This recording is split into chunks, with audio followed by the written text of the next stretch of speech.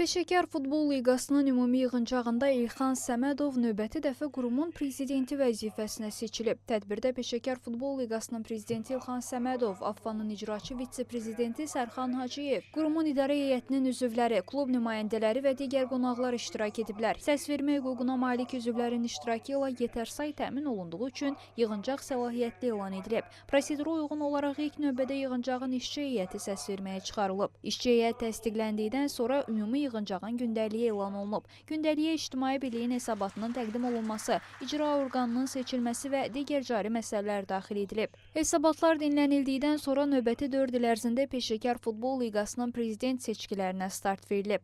Vahid namizəd olan İlxan Səmədov səsvermənin nəticələrinə əsasən yekdilliklə növbəti 4 il müddətinə Peşəkar Futbol Liqasının prezidenti seçilib. Sonda Peşəkar Futbol Liqasının idarə heyətinin yeni tərkibi səsverməyə çıxarılıb və yekdilliklə təsdiq olunub. Malik Həsənov idman işləri üzrə müşavir, Aslan Şahgəldiyev vitse-prezident, Zaur Hacı Məhərrəmov icraçı direktor, Elgiz Abbasov texniki idman direktoru, Sənan Abdullayev media və marketinq direktoru seçilib.